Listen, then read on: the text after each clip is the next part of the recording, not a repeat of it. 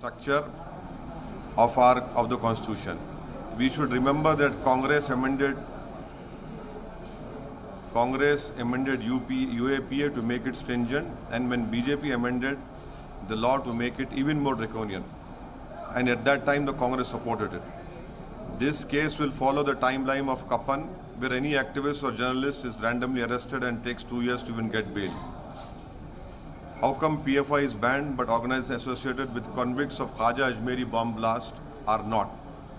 Why has government not banned right-wing majoritarian organizations? This is my statement on this recent ban issue. Sir, mountain of evidence मिला है जिस प्रकार से union home ministry ने दो Reds किए हैं, तो जबरदस्त एविडेंस मिला है पीएफआई के खिलाफ। किस प्रकार से देश विरोधी गतिविधियां वो कर रहे थे, उसके चलते उनको बैन किया गया है। मेरा स्टेटमेंट जो मैं पढ़ा हूँ फिर से दोबारा पढ़ सकता हूँ आपके लिए हिंदी में। अरे लेकिन ये नहीं आपके लिए मैं सिर्फ अपना स्टेटमेंट पढ़ूंगा। मैं अगर आप चाहें तो हिंदी में पढ़ दूं आपके लिए। आपके हिंदी में पढ़ना है तो पढ़ दो, तो हिंदी में आपके लिए सुन लीजिए ताकि हिंदी में आपको आसानी हो जाए। नहीं सर, ये भी पूरा करके आपके जैसे होमवर्क करके किया गया था। हाँ जी ज़रूर सही है। मैं आपकी काबिलियत पे भरोसा नहीं कर रहा हूँ, बट लेकिन आप अपोज क्यों कर रहे हैं? नहीं वाइल सुनिए, सुन लीजिए ना। मैंने हमेशा पीएफआई की जो ये रेडिकल एक्सट्रीम अप्रोच है उसका हमेशा मैं अपोज किया हूँ और करता रहूँगा, चाहे कोई रेडिकल एक्सट्रीम अप्रोच अडॉप्ट करेगा। मगर ये बैन इसलिए हम सपोर्ट नहीं कर सकते क्योंकि चंद इंडिविजुअल अगर कोई क्राइम करते हैं उस बिना पर अगर आप ऑर्गेनाइजेशन को बैन करेंगे, सुप्रीम कोर्ट ने क्या कहा कि mere association with an organization is not enough to convict someone। ये जो ड्रेकोनियन बैन जो लगाया गया है ये मुस्तकबिल के लिए एक डेंजरस चीज़ है, क्योंकि आप ये कहना चाहेंगे कोई भी मुसलमान अपनी दिल में जो बात है, जहन में बात है वो ना करे। और जिस तरीक़े से हमारी इलेक्ट्रल जमहूरियत चल रही है वो फाशिज़म के करीब जा चुकी है। तो कोई भी नौजवान मुसलमान अपनी बात को रखेगा तो आप एक पैम्फलेट निकाल देंगे पीएफआई का, और फिर वो जो काला कानून है यूएपीए का उसको इस्तेमाल करेंगे। और इस यूएपीए के कानून में कई मुसलमान बरसों जेल में रहते हैं, उसके बाद कोर्ट उनको बरी करता है। मैं हमेशा यूएपीए को अपोज किया हूँ और उसको अपोज करता रहूँगा, क्योंकि यूएपीए का कानून हमारे संविधान के प्रिंसिपल ऑफ लिबर्टी, जो हमारे संविधान के बेसिक स्ट्रक्चर का हिस्सा, उसके खिलाफ जाता है। ये जो केस होगा, इस तरह जो केसेस मुस्तकबिल में बुक होंगे, नौजवान उसमें बुक होंगे, तो वो सेम सिद्दीक कप्पन की टाइमलाइन को फॉलो करेगा और उनको 2 साल 3 साल लगेंगे बेल मिलने के लिए।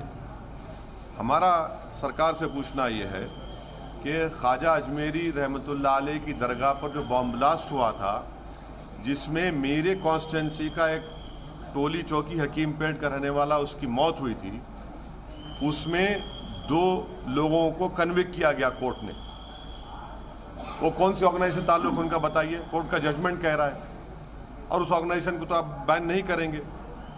तो इसीलिए ये हमारा इस पर ये कहना है। अब मैं सवालात नहीं लूँगा, ये पार्टी का आप चाह रहे थे कि पार्टी का इसमें स्टैंड क्या है, ये आपके सामने में खुल के रखा हूँ। रेडिकलाइजेशन हो, एक्सट्रीमिज़म हो, हम उसका अपोज करते आए हैं। चाहे रेडिकलाइजेशन एक्सट्रीम कोई भी करो, कोई ऑर्गेनाइजेशन करो, हम उसका अपोज करते आए हैं। मगर जब बैन कर रहे हैं तो इन चीज़ों को भी ध्यान में रखना चाहिए था।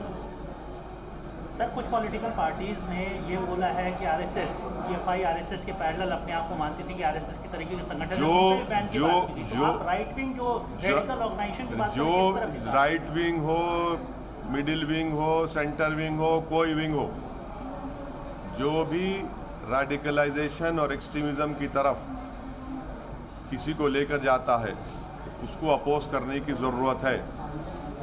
और अगर आप ये कह रहे हैं कि रेडिकलाइजेशन सिर्फ एक तरफ हो रहा है, नहीं, रेडिकलाइजेशन हर तरफ हो रहा है। PFI political party SDPI has not been banned because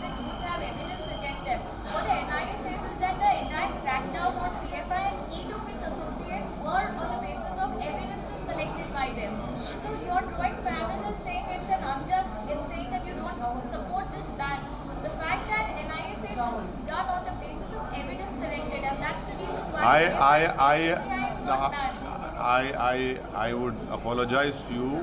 I have decided to read a statement. In my statement, I have mentioned the conviction of those people who had bombed Khaja Ajmeri Dargah. The world knows to which organization those two people belong to, the convicted people. There is a conviction, and the court has given the conviction. आप right wing की तरफ इशारा कर रहे हो, तो आपका क्या कहना है? वो आरएसएस की साइड आप इशारा कर रहे राइट विंग में बहुत से हैं ना, राइट विंग में बहुत से हैं। अब तो कोर्ट भी ऑर्गेनाइज टीवी को बोला कि आप लोग देख के बोलो। बहुत सी बातें कोर्ट ने कही है। राइट विंग और हाँ, राइट विंग में बहुत से हैं जिसमें मैं ही नहीं हूँ। सर, एक लिंचिंग का मामला सामने आया है, आपको जानकारी होगी तो क्या है? अब ये देखिए, शहबाज अंसारी मंदार झारखंड के बच्चे को, उसको लिंचिंग हो गई। अब ये रेडिकलाइज कौन कर रहा है इन लोगों को, ये बताइए ना। यही तो मेरा सवाल है, इनको रेडिकलाइज कौन कर रहा है कि वो शहबाज अंसारी, उसके ये जो जानकार हैं, ये लोग जो एलेज एक्यूज हैं, ये रेडिकलाइजेशन देश को बर्बाद कर रहा है। क्या शहबाज को इंसाफ मिलेगा, या फिर बीजेपी इन लोगों को भी जो एक्यूज है उनको फिर फूल माला पहना देगी? तो झारखंड की सरकार की जिम्मेदारी है कि इस पर सख्त एक्शन ले, और वो पीड़ित परिवार से कोई मंत्री जाकर मिले, उनको यकीन दिलाए कि इनसे इंसाफ होगा और उनकी मदद करना। मगर ये रेडिकलाइजेशन है, ये शहबाज अंसारी की मौत, उसका कत्ल, लिंचिंग, ये रेडिकलाइजेशन है, एक्सट्रीमिज्म है। ये धर्म संसद में क्या क्या नहीं बोला गया, ये सब रेडिकलाइजेशन हो रहा है। सर, शहर हैदराबाद में काफी अमन का माहौल रहा है, कोई इस तरह की अप्रिय घटना सालों से देखने को नहीं मिली है। लेकिन अभी 2 दिन पहले एक ऐसी घटना हुई कि दुर्गा माता के पंडाल में कुछ महिलाएं बुर्का पहने घुस गई। हाँ, तो आपको पुलिस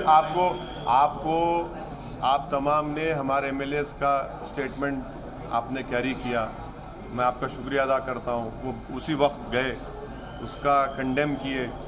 उन लोगों को इंस्ट्रूमेंट थे हमारे एमएलए, वो जो गंदी हरकत किए, उनको अरेस्ट भी करवाए। पुलिस का स्टेटमेंट भी है, पुलिस को भी एक्शन लेना चाहिए, डीप जाना चाहिए कौन है। ठीक है सर, थैंक यू।